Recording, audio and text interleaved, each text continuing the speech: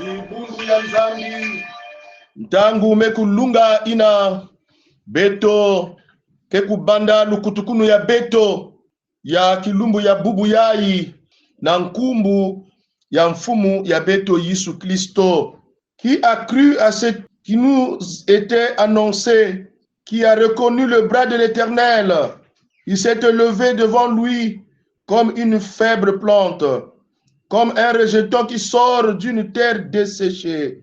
Il n'avait ni beauté ni éclat pour attirer nos regards, et son aspect n'avait rien pour nous plaire. Méprisé, abandonné des hommes, homme de douleur et habitué à la souffrance, semblable à celui dont on détourne le visage. Nous l'avons dédaigné, nous n'avons fait de lui aucun cas. Cependant, ce sont nos souffrances qu'il a portées, c'est de nos douleurs qu'il s'est chargé, et nous l'avons considéré comme puni, frappé de Dieu et humilié, mais il a été blessé pour nos péchés, brisé pour nos iniquités. Le châtiment qui nous donne la paix est tombé sur lui, et c'est par ces maîtressures nous sommes guéris. La grâce et la paix vous soient données de la part de Dieu et de Jésus-Christ, notre Seigneur et Sauveur.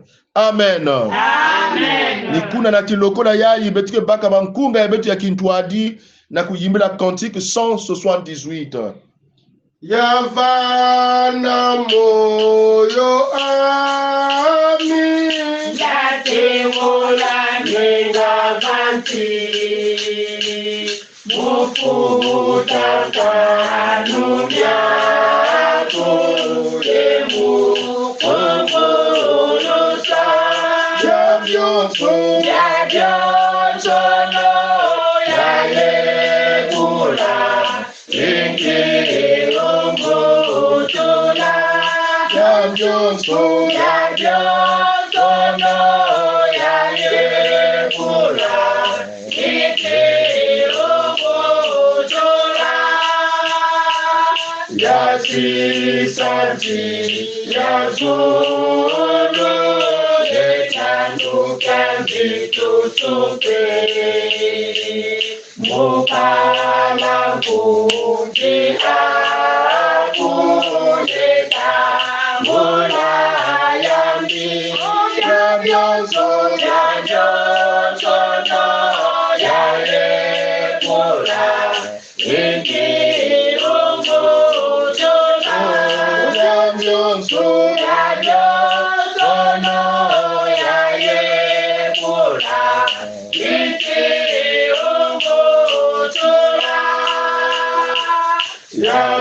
Yavitwangu yanzende Yachakwangu mambu imandi Yavwezwaye Yavufwa Yafumabananzi Yavyoso no yayekula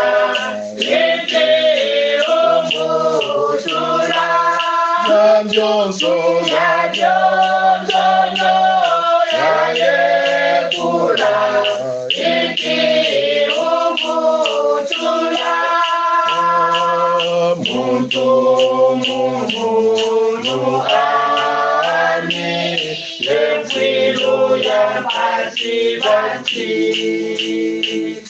ulenga muswanga yena kampoloso yabyoso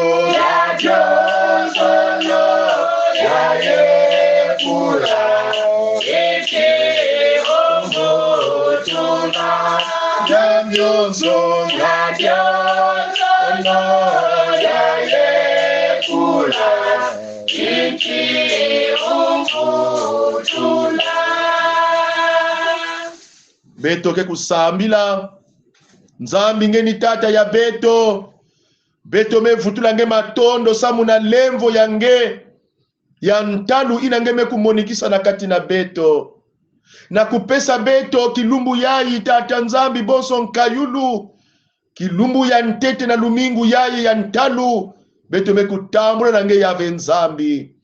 O mfumu matondo na souffle de vie, matondo na ngolo ya mona, na moyo inange metula kati na beto. Nina yina mfumu nzambi, beto kena kuzitisa nge, beto kena kusika nkumbu ya nge, tambula nkembo, nzitusu na masika na nkumbu ya Yesu Kristo. Beto kena kuyadisa nge lukutukunu ya itata nzambi, samuti mambu ya nge, mezonza na beti sans toi, nous ne pouvons rien faire, Seigneur. Nous avons besoin de ta présence, notre Dieu, notre Père, à ce culte. Kedika, kakampeve ya longo fanatuadisa beto. Kuyala bangimbudilu betike yimbila, samu na kuzitisa nkumbu yange. Tusambulu betike kusambila, mambu yange betoke longo kana kusiamisa kiminu ya beto shuka yai. Kedika, dika mpeve ya longo kuveva, peve ya longo kuyala. Fumu nzambi betu me yadi sanu kutukunu yai, na isi antualusulu ya mpeve ya longo. Lemvo kila beto, samuti beto bana yange, ke sumukaka ntangu nyonso, ni kuna mfumu, beto me lomba nge sukula beto, na menga ya ntalu, ina mwana nge Yesu Kristo kutengula kati kulusi. Tika ete makila na Yesu, mapeto na biso, masala ete nzambe, di pengweli na biso milongo na boso na yo. Tondi sabiso na nguya na ulimo mosanto, pezala na elongo na bana na yo, bazali kolanda liyanga ni oyo, tondi sabango na ulimo na yo, poete kombo na yo ekumisama, esanjolama. Na kombo na Yesu Kristo, mkolo, pe mobikisi na biso, to sengi bongo. Amen. Amen. Nikuna batata na mama na tangu yai, beto ke kuyamba sana, mambu ya nzambi mezonza. Béni soit celui qui vient au nom de l'Éternel. Nous vous bénissons de la maison de l'Éternel. Nandila ya mambu ya ibetuke na kuzodisa ngizulu ya mbote na dibundu ya tata nzambi ina kena kulanda beto na bisika nyonso ina beno yikele beno kuiza na nkumbu na kiyenge ya mfumu ya beto Yesu Kristo.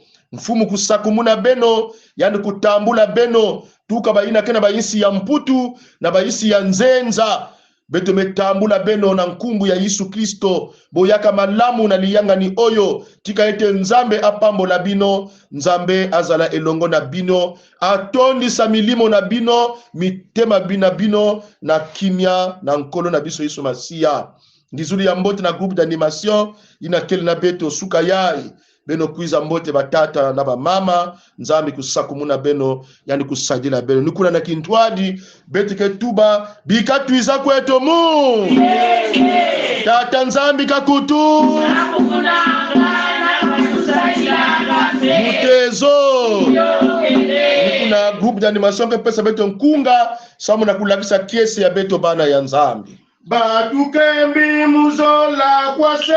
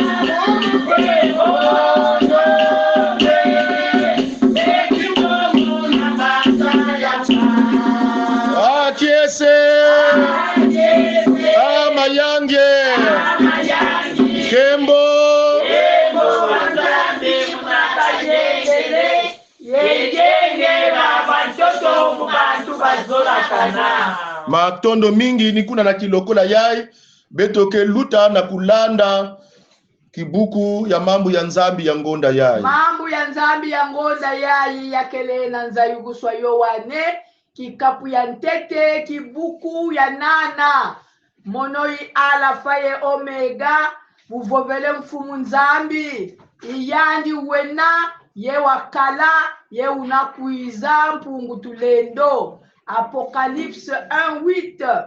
Je suis l'alpha et l'oméga, dit le Seigneur Dieu, celui qui est, qui était et qui vient, le Tout-Puissant.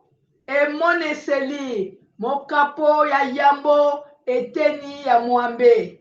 Ngai nazali alifa na omega, kolo nzambe alobi bongo. Ye oyo azali pe, azalaki pe, akojala oyo na nguya nyonso. Amen. Amen.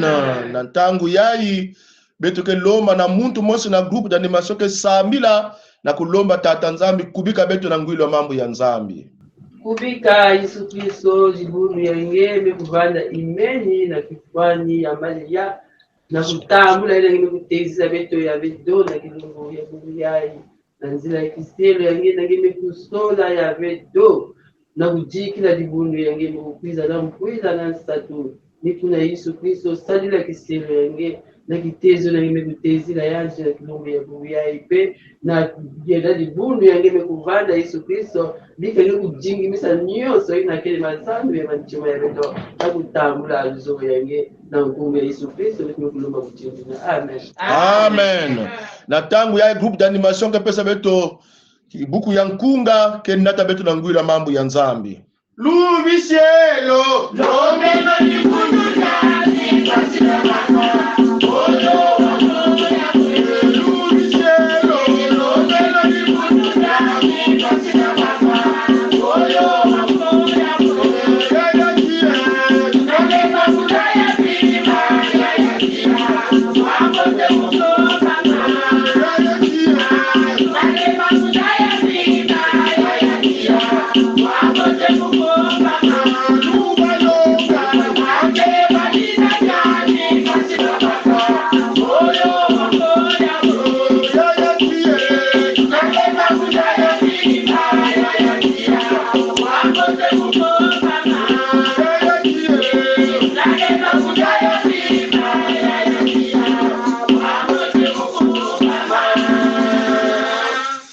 matondo mingi na tangu ya betuke baka bibibila ya beto na kutanga mambo yina guide biblique ya dibundu ya beto mekupesa beto na kilumbu ya bubu yai mambo ya nzambi mekusonama na mukanda ya Esaïe chapitre 50 verset 5 à 7.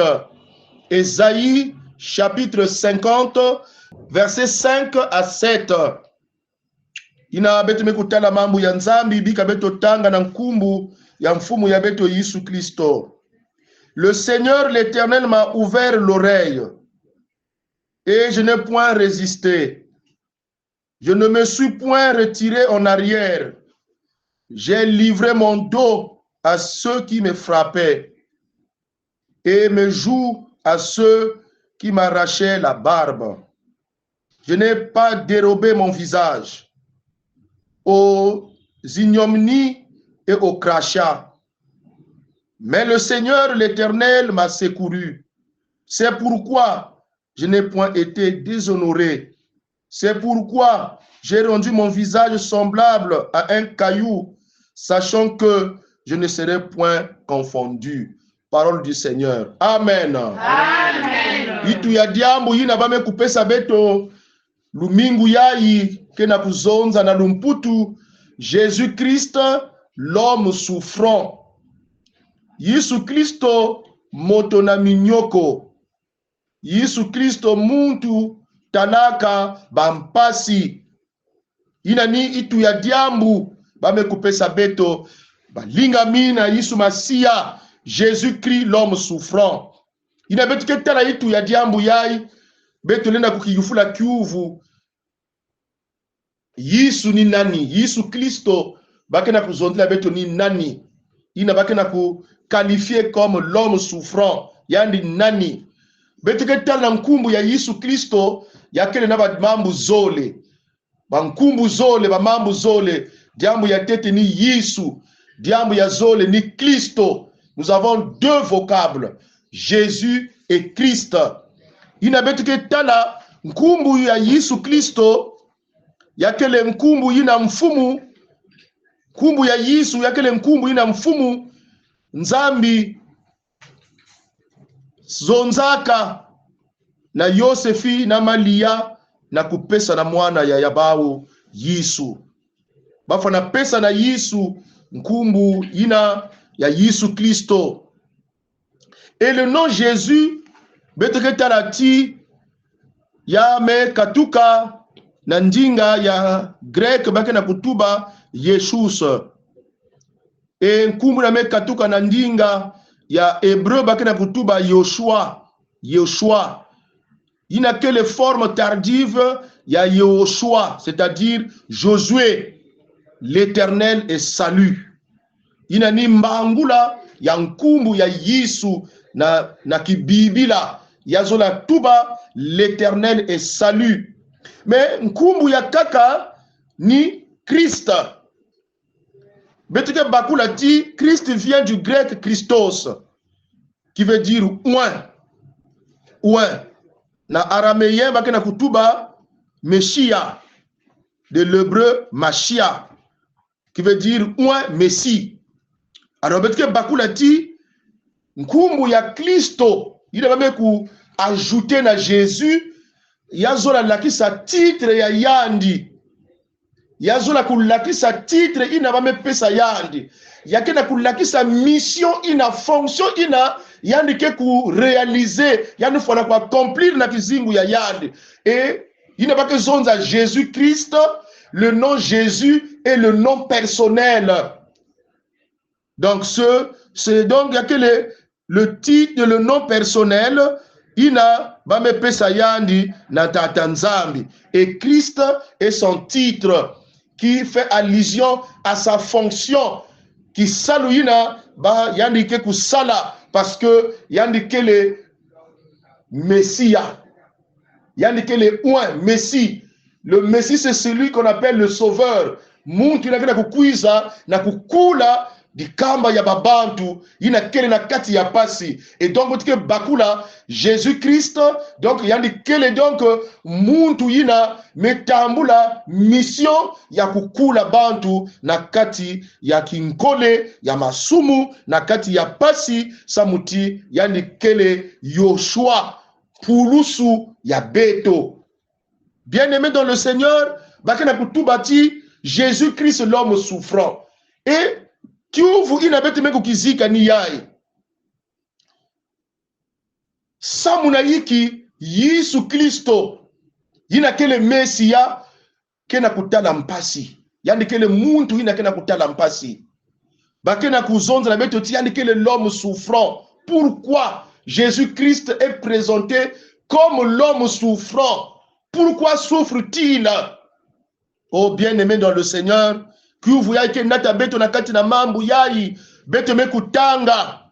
Bien-aimé dans le Seigneur, mambu yai beto mekutanga ina kena kulakisa beto justement le serviteur souffrant qui s'exprime en s'adressant à Dieu comme au Seigneur, comme à l'Éternel. Livre yai ya Esaïe ina beto ke tala yao yake na kulakisa beto bandambu zole ya ngudi ndambu ya tete ni kuna kote bakana kulakisa chita atanzambi mekubama na kufundisa Juda na ba insi ya ba païen chapitre 1 jusqu'au chapitre 39 et kitini ya zole bakana kulakisa beto ti Dieu réconforte son peuple au milieu des souffrances occasionnées par le jugement chapitre 40 jusqu'au chapitre 66 et mambu ya beto ina beto metanga yakile na kitini ya zole kote nzambi kena ku réconforter peuple ya yandi na kati ya ba souffrance yina mfundusu ya nzambi jugement ya nzambi mekunata kati na bao. Et notamment dans la section qui traite ou qui parle du retour à Jérusalem. verset 49 à 55. Il n'y a que kusituye mambo ya beto ke na kitini ya zole, mais il y a que précisément na kitini yina parti na baka na kuzonzi la mvutukulu ya bana ya Israeli na kinanga awa ba mvutuka na Jérusalem. Et chapitre 50, côté metanga mambo ya beto, commence par présenter l'Éternel qui se sépare de Sion. Nzambi me kuvamba nana Yuda, ici présenté par le terme Sion, qui veut dire tout simplement Juda. Dieu déclare qu'il sépare de Juda parce que bamekumanga tata Nzambi. Ils ont rejeté Dieu. Nzambi me séparer là-bas, Samuti Yuda, Sion, qui est n'importe Israël, mais rejeté tata Nzambi.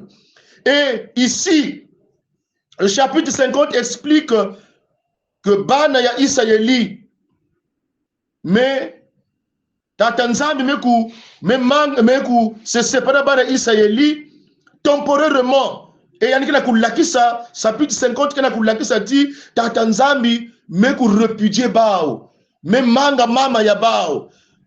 Samuti yannick le fautif fermer ça la yimbi nantadisi ya Nzambi. C'est le terme que Esaïe utilise.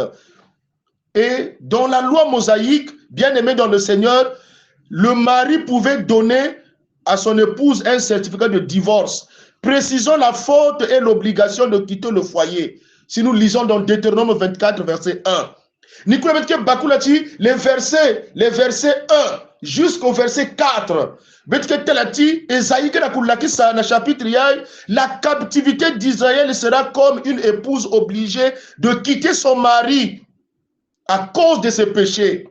Esaïe compare l'exil d'Israël à des fils vendus comme esclaves pour payer leurs dettes. Toutefois, l'abandon de l'Éternel par Israël est déraisonnable. Verset 2. Esaïe pense que Israël pense que Dieu ne pourra pas les délivrer. Pourtant, Nzambi n'a que délivrer bao. Samuti, yandi ke le muntu yina que retenir bamvula pele na kuyumisa banzadi. Alors Esaïe ke na kulaki sa pele ko Nzambi ke na lulendo samu na kudélivrer bao. Mais Israël il n'avait que tala Israël meku se séparer na Nzambi, mais rejeter Nzambi, mais manga Nzambi parce que ba metalati Nzambi ke est capable na kudélivrer bao ve. Mais cependant tata Nzambi lenda kuyirika ya usamuti yandi kena lulendo na kusadisa peuple ya yandi. Nina contexte yina mambo ya beto yai. Yina beto metanga kena kulakisa beto le serviteur souffrant qui s'exprime en s'adressant à Dieu comme au Seigneur l'Éternel. Na kati ya mambo yai tata Nzambi kena kuzonza kena kuenseigner na kisielo yai ba kena ku décrire comme un serviteur souffrant na ku conforter ya muntu yina kele abattu. Dieu donc recommande aux serviteurs souffrant à reconforter celui qui est abattu. Et dans notre texte, nous voyons l'attitude du serviteur souffrant face justement à l'instruction de Dieu. Au verset 4, Dieu donne l'instruction au serviteur souffrant justement de reconforter celui qui est abattu. Celui qui est abattu dans ce contexte ici, c'est le peuple d'Israël. Le peuple d'Israël. Il n'a qu'une souffrance et exil. Ils sont abattus. Il y a la souffrance. Et l'Éternel ordonne au serviteur souffrant. Le serviteur décrit dans ce texte. Il y a une fois pour reconforter. Il y a une fois bomba. Moutou il n'a qu'elle est abattu. Donc ici, Israël. Oui, et nous voyons son attitude au verset 5, qui ouvre notre texte ici. Serviteur Ina, ne résiste point à cette instruction. Yannick n'a pu résister, Yannick n'a pu manga. Ici, aussi dans verset 6, que Bakena Kulaki Sabeto Mutindu, qui cielo yayi. Yannick n'a pu obéir à l'instruction Yanzambi. Et son obéissance est définie même au verset 6. Il offre même son corps à ceux qui le persécutent. Yannick n'a pu pesa même nzutu ya yandi. Nabayina n'a pu zoma yandi. Yannick n'a pu pesa nzutu ya yandi. Ici, bien-aimé, Esaïe annonce la souffrance que Christ va expérimenter lors de sa crucifixion.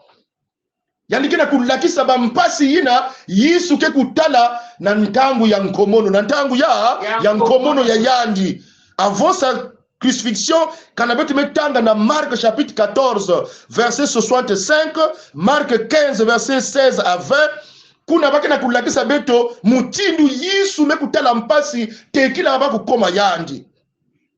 Il fut abattu et on lui cracha même sur la figure.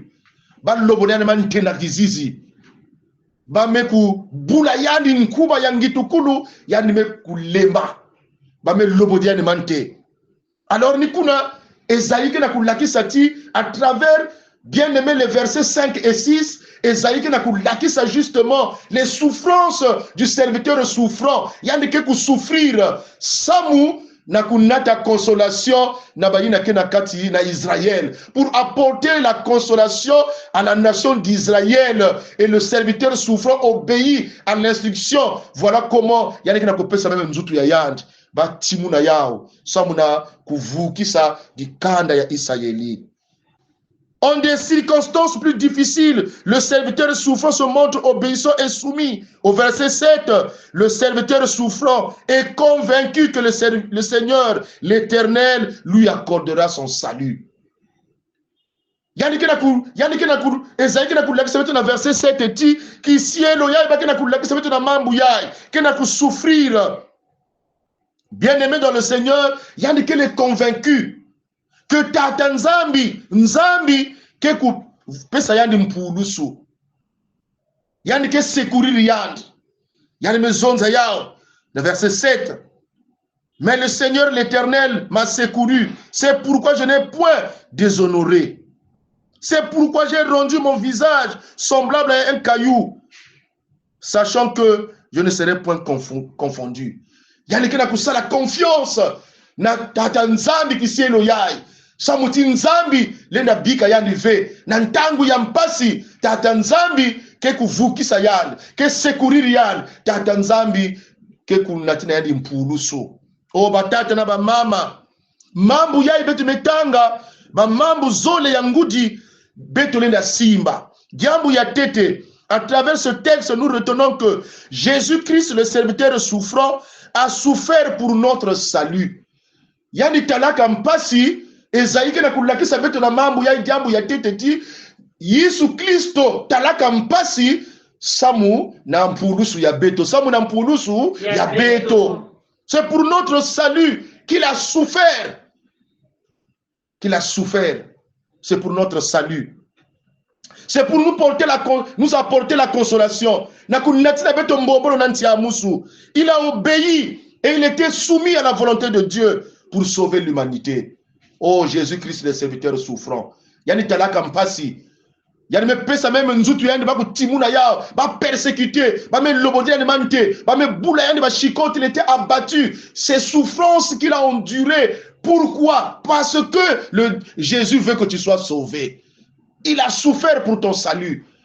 Le salut que tu as bénéficié de la part de Jésus-Christ a du prix aux yeux de Dieu parce que son fils a souffert. Il a souffert l'agonie. Il a souffert. Pour que vous, pour que la souffrance de Christ a pour fonction nous apporter la consolation. C'est pour nous apporter la consolation. Consoler l'humanité qui souffrait, qui était sous la pression du péché, qui était sous la pression de la loi, l'oppression de la puissance de Satan. Jésus a souffert pour que l'humanité soit sauvée, pour que toi tu sois sauvé. Étant chrétien, nous pouvons passer des moments de souffrance dans notre vie, mais il n'a pas que la confiance dans ta Nzambi. Esaïe nous montre quelles que soient les souffrances que nous pouvons endurer, ayons confiance en Dieu. C'est lui qui peut nous secourir. Il ne peut pas nous abandonner. Nous ne pouvons pas être confus parce que Dieu, Nzambi, mais Nzambi ke yandi na ke secourir bana ya yandi. Oh mpangi ya munu na kumanisa mambo yai. Diamu ke lomba nange aie confiance en Dieu. Aie confiance en Jésus-Christ. Il a souffert pour que tu sois sauvé, pour que tu sois dans la liberté, pour que tu sois consolé. Alors tout là qui vous yange, na kati na Yesu ina kele kivukisi ya beto ina kele mfumu na mvulusi ya beto. Que Dieu bénisse sa parole. Amen. Amen. Ikwari 249. Tanini eto wayiza kunchi Mamona jipase na kato kami Peke tomo jodi mutu kami Kani watu wakoto Watu mama Kweto kweto Watu mama Kweto kweto Peke tomo jodi mutu kami Kani watu wakoto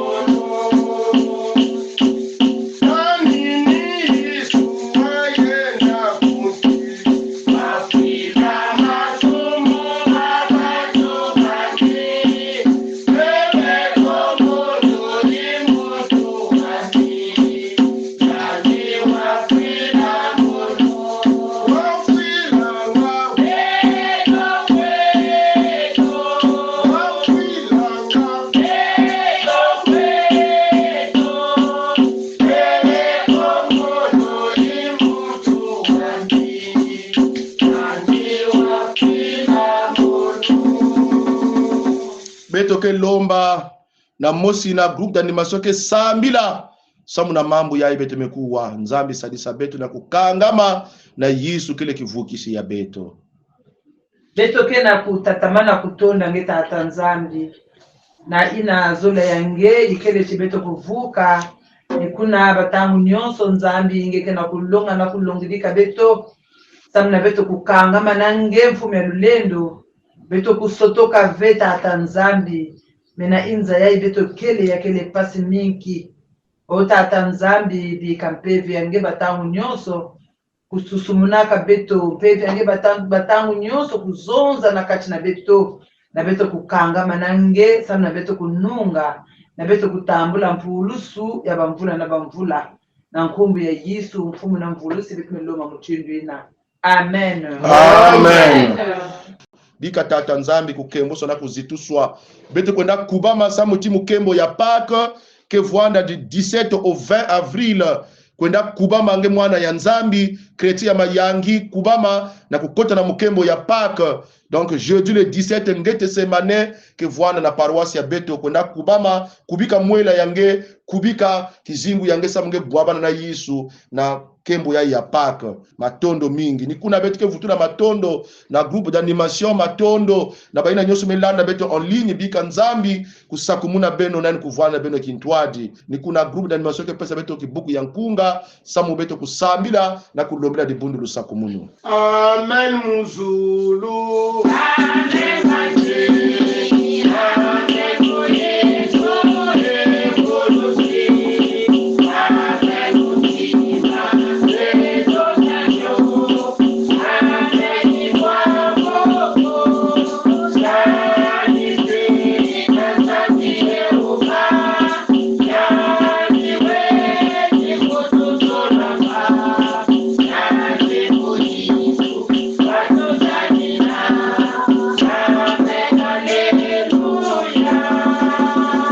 metonda nge nzambi na tangu yange mepesa beto na lukutukunu yai na kulonga beto.